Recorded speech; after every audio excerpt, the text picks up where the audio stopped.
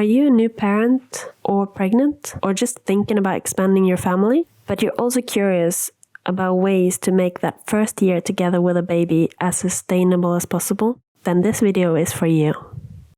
First of all, I want to preface this video by acknowledging that caring for a baby is hard, and there's no shame in going for the solution that you think is easiest.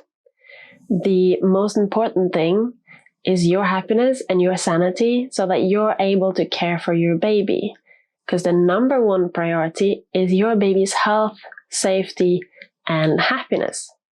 That being said, a lot of these suggestions are easy to implement, maybe even easier than the more traditional, wasteful, and sometimes more expensive options. Some might be too much right now, but something you can implement further down the line as you become more comfortable in the role as a parent.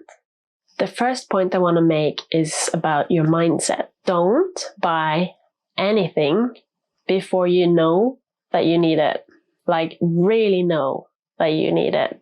I believe that no one is at a higher risk to get pulled into a crazy shopping spree and buy a bunch of stuff they're never going to use than soon-to-be parents.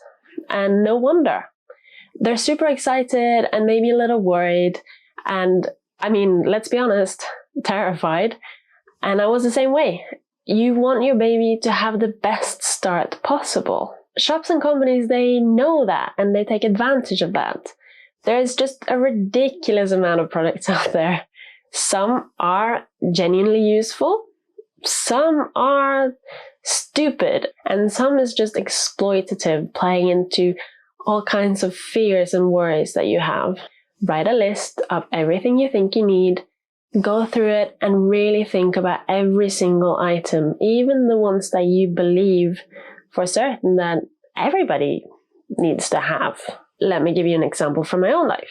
So I thought that I needed an adapter for my car seat so that I can use it as a stroller on the go. But then I remembered that we rarely drive anywhere, like at all.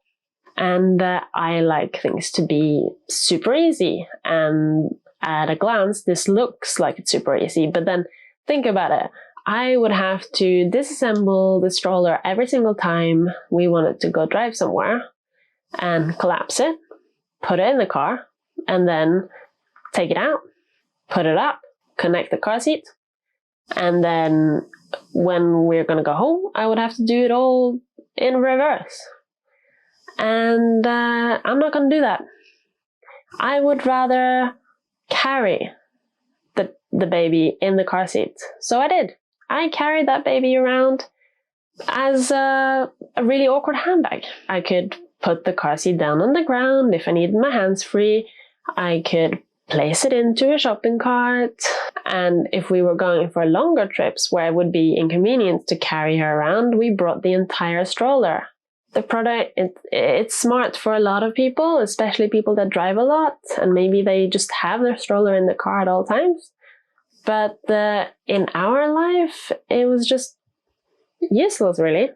So, now that you've thought about what you need and what you want to get, it is time to think about where to get it. And you should really think about getting as much as possible secondhand. The fact is that parents end up more often than not with just way too much stuff. And they never get around to using it, or it doesn't work for them, or the baby grows out of it long before it's worn out. Let's talk about clothing, for example. Babies go through like 5 to 7 clothing sizes their first year of living, and when they're newborn, they don't even move.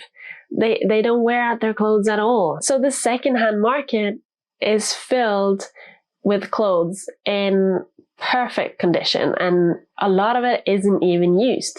And the same goes for toys and prams and carriers, seats. There are a few exceptions, but for most things, consider getting it second hand. Now here comes the first swap, and it's a no-brainer in my opinion. I honestly don't understand why people are using the other more wasteful option. Swap your wet wipes for washcloths and water. Fabric wipes, they just honestly clean better than wet wipes. And you don't need to worry about them ripping or disintegrating or drying out. You can go truly zero waste by cutting up an old t-shirt or an old bedsheet, and perfect. You have a whole bunch. Totally free.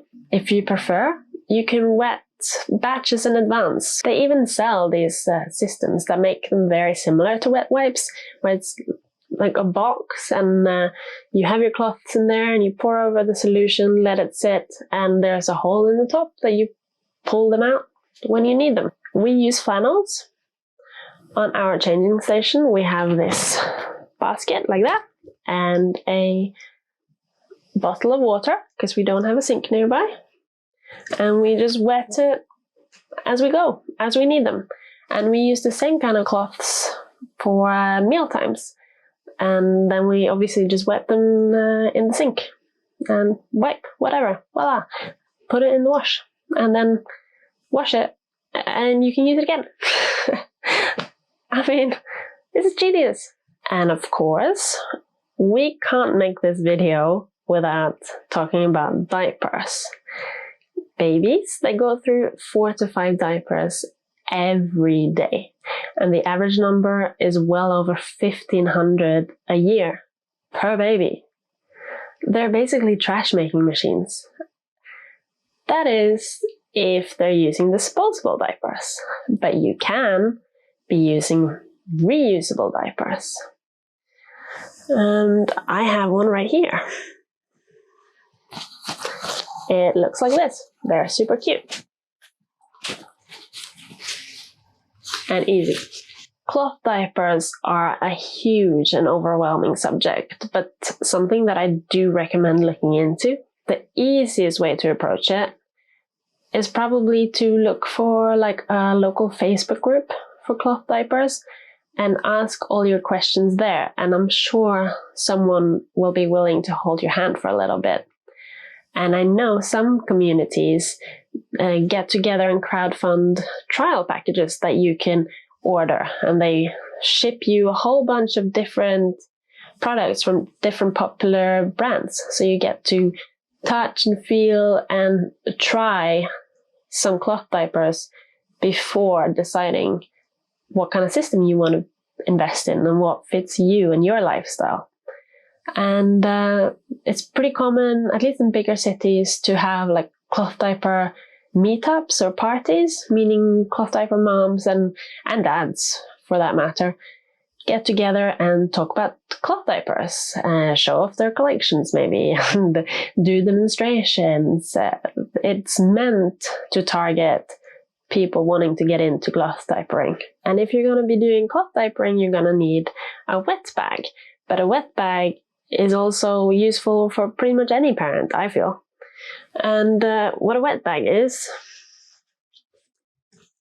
this fabric bag that is waterproof.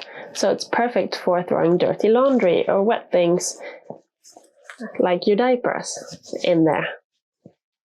And we have this small one in our diaper bag for when we go out. And at home, we have this one hanging on some hooks over the door. So it can fit like 2 days worth of diapers or so in there. But imagine the other ways you could be using this as even without having a baby. Just imagine how useful that would be in your gym bag to store your wet towel in, or your bikini, or when you're traveling, just as for your dirty laundry. I want you to consider making your own baby food, at least partially. And that can be as easy or as difficult as you make it and want to make it yourself.